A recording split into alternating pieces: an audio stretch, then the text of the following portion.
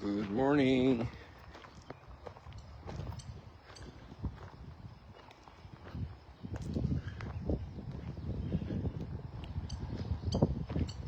Things are a little quieter this morning. All the camping is emptied out. Quite probable. I'll check one thing here. That's good.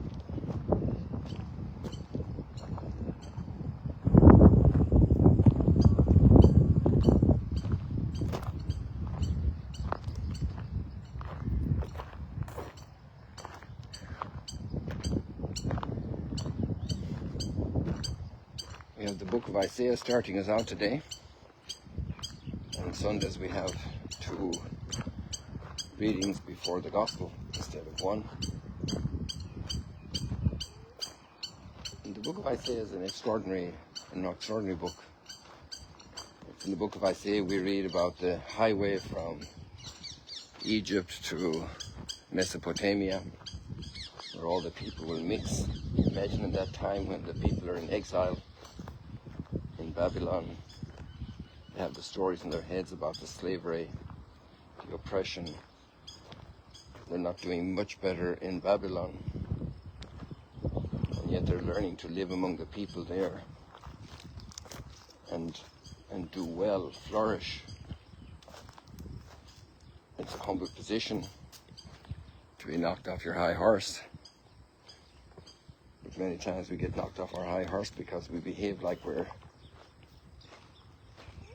above everybody else. And here in today's reading we have another theme that we find in Isaiah a lot. Well, the same theme that I just mentioned about the road, the highway, but it's an attitude of kindness and goodness toward the nations, toward the other peoples who are different.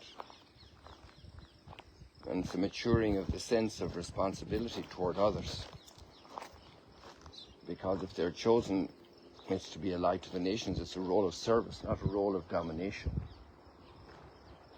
We really have a bad bug in us about domination. We want to dominate others. And we're all children of God, made in His image and likeness. And how to behave like that, and how to develop a society and relationships in society that allows us to see each other as image and likeness of God and respect each other as such. And so I like these words today in Isaiah. I come to gather nations of every language, not just nations who speak Aramaic and Hebrew. Nations of every language, even the Irish, can you imagine? The people in Papua New Guinea, the people in Russia, the people in the American native peoples, the South American native peoples. I come to gather people of every nation, of every language. This is marvelous. We need to learn this type of attitude, of desire, to foster this among the children. And the grandparents have a bit more reach because of their experience. There comes the sun. Here comes the sun. It's all right.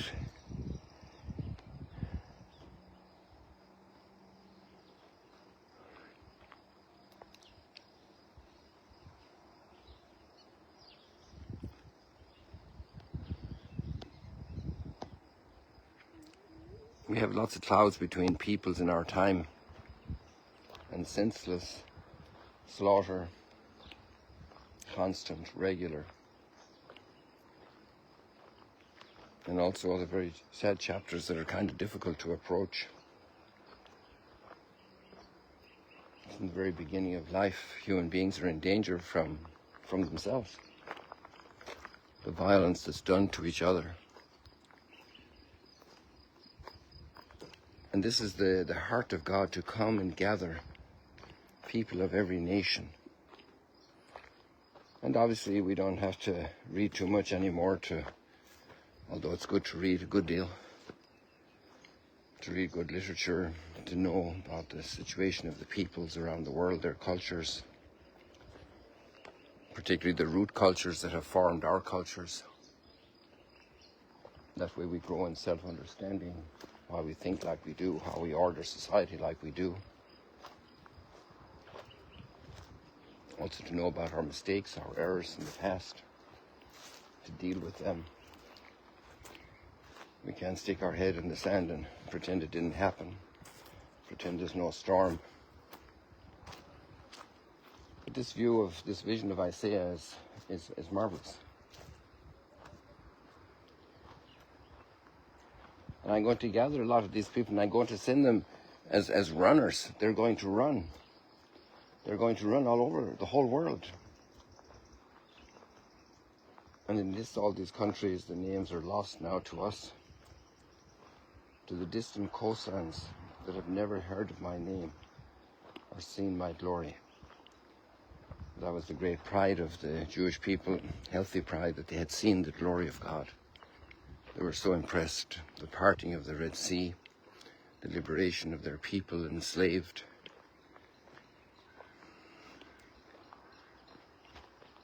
The promises being fulfilled through God's right hand, his mighty hand.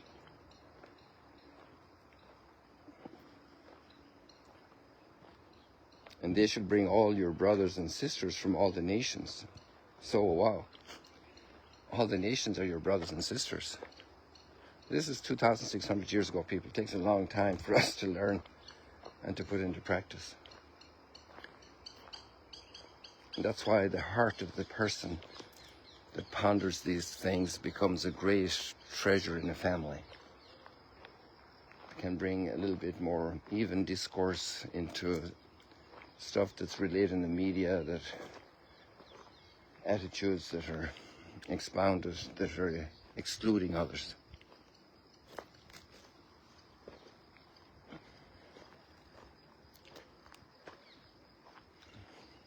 Excluding from even before birth to at the end of life.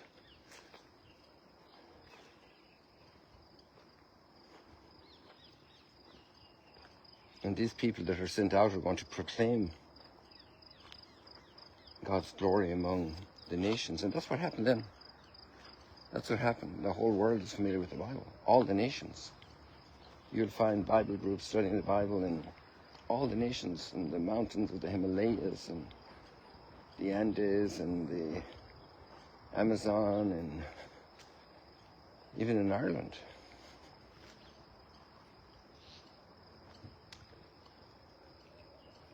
In China, in Japan, the remotest parts.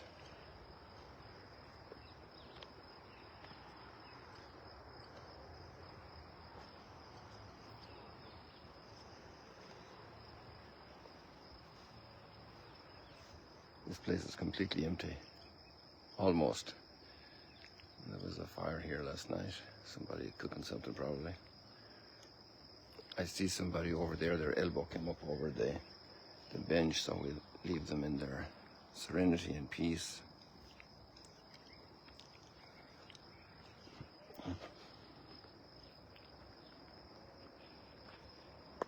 And then it says that these people are going to come from all the nations to Jerusalem, bringing their offerings to the Lord. And even some of them he will take to be as priests and Levites, like to incorporate them into the priesthood of true worship of God.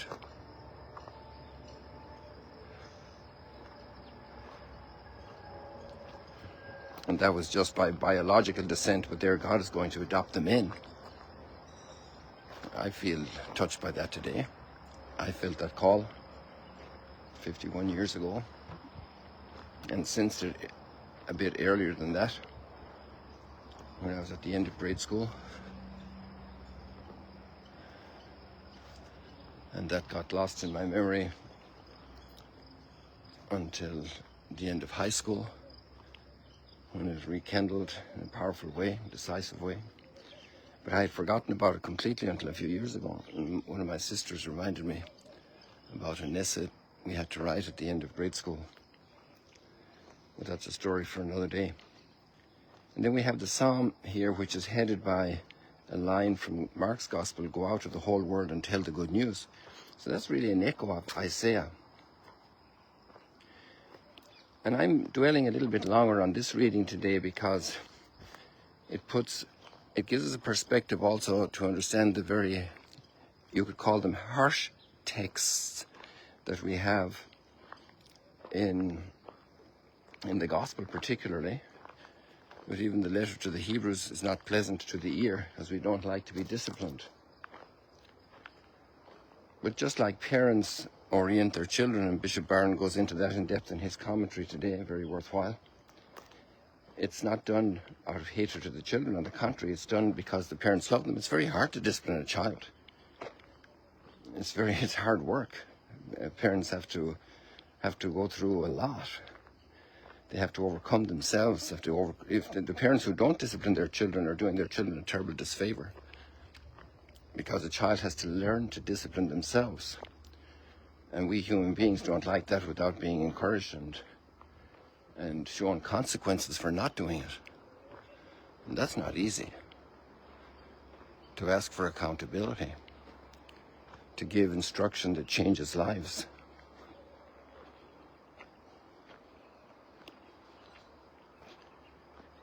And so then the question about how many will be saved, people get hung up on this many times, but there was a great piece of advice, I forget which saint said this, but live in a way